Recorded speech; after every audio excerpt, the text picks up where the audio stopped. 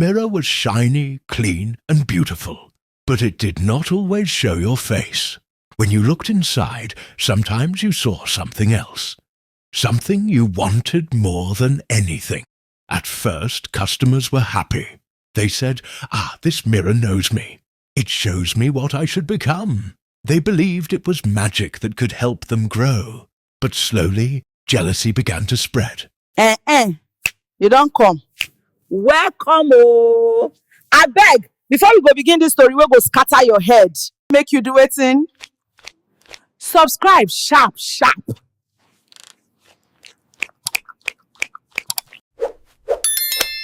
Like the video, drop your sweet comments. No, they form. Now beggar the bego. Okay, now, sitting well. In the small town of Ipetu, everyone knew Madam Sade's salon. Women from all around came there to braid, relax, and wash their hair. The salon was painted bright blue, with a big mirror covering almost the whole wall. That mirror was different. It was old, older than the salon itself. Some people whispered that Madam Sade did not buy it in the market. They said one night a strange traveller gave it to her and disappeared. But Sade only laughed when people asked about it. Inside the salon, the mirror was shiny, clean, and beautiful. But it did not always show your face. When you looked inside, sometimes you saw something else. Something you wanted more than anything. At first, customers were happy. They said, this mirror knows me. It shows me what I should become. They believed it was magic that could help them grow. But slowly, jealousy began to spread. Women left the salon angry, bitter, and restless. Still, Sade's salon was always full. Nobody could resist looking inside the mirror, even when they promised themselves not to. That was how the trouble began. One hot afternoon, a young woman named Aisha came into the salon. She was quiet, gentle, and humble. She only wanted simple cornrows, so she could look neat for Sunday church. As Madam Sade braided, Aisha sat facing the big mirror. At first, she only saw herself. Then, slowly, the mirror changed.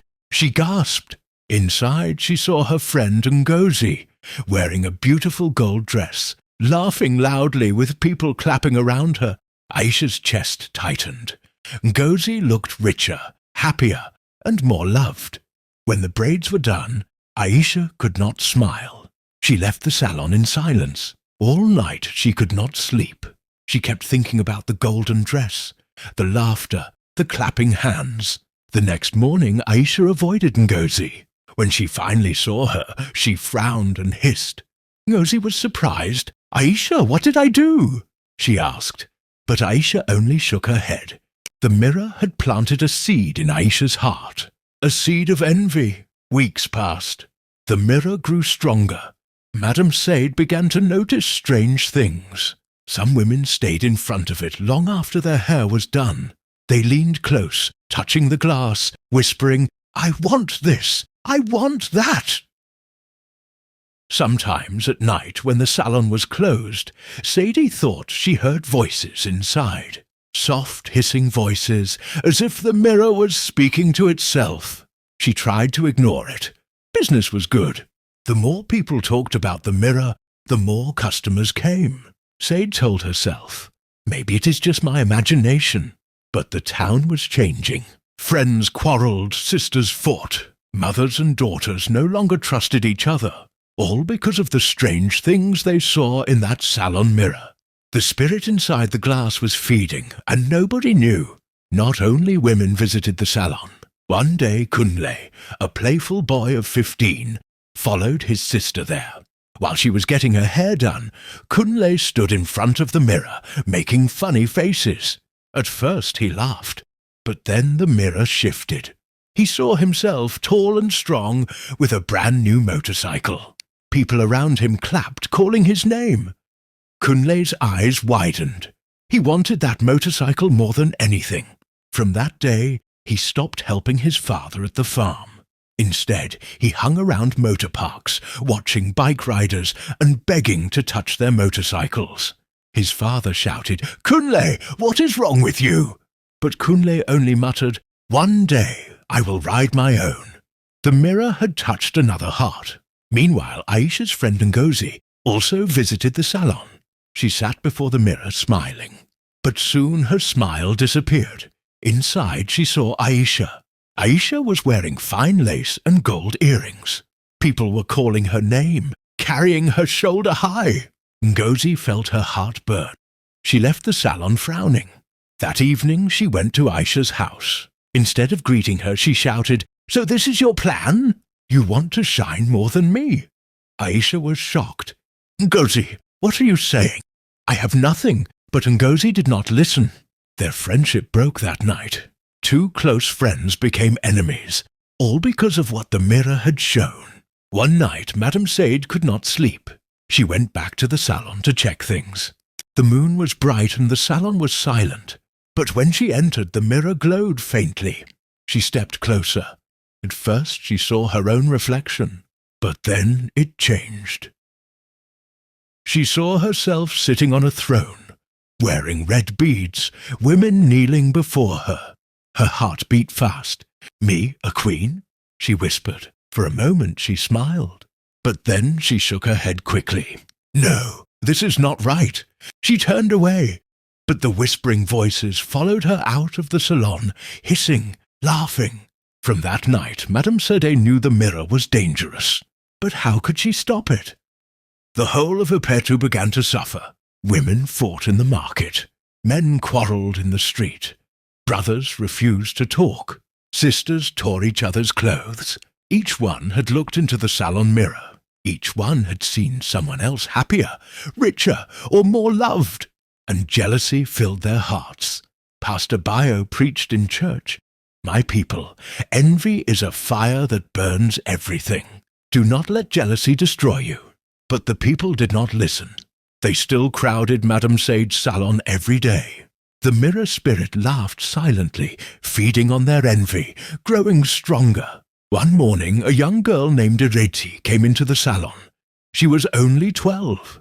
She wanted simple weaving so she could look neat for school. She sat before the mirror, humming happily. Then the glass shifted. Ipetu saw her classmate Funke holding a big prize, while teachers clapped for her. Ipetu frowned. "Why her? Why not me?" she whispered. When she got home, she refused to read her books. She tore Funke's notebook in anger. At school, she pinched Funke and pushed her down. The teachers were shocked. "Ipetu, what has come over you?" But she only crossed her arms and pouted. Even children were not safe from the mirror's power. The fights in Ipetu grew worse. One day, two sisters fought in the market over palm oil. They broke bottles, shouting, "You want to shine more than me? You will not succeed." The crowd tried to separate them, but anger was too strong. Blood was spilled. Madam Sade sat alone in her salon, trembling. She looked at the mirror. The glass pulsed like a living heart. Tears filled her eyes. "What have I done?" she whispered. "This thing is destroying my people." But the mirror whispered back, "No, Sade, you did nothing. They came willingly. They wanted to see, they wanted to envy. You only gave them the chance." Her hands shook. She knew the mirror had to go. But could she destroy it? That night, Madam Sade gathered courage. She carried a big hammer and stood before the mirror. Her hands trembled. She remembered all the voices, all the envy, all the broken friendships. The glass shimmered.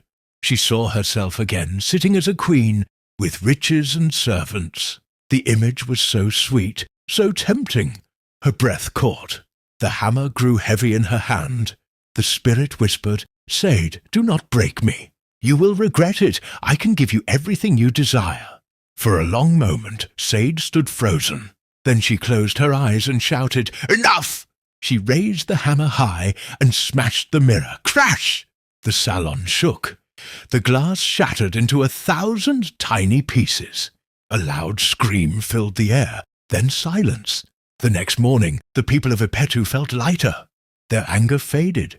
Friendships slowly healed. Children laughed again, but Madam Sade never smiled. Deep inside, she feared the spirit was not gone. Maybe, somewhere, one piece of the mirror still remained waiting.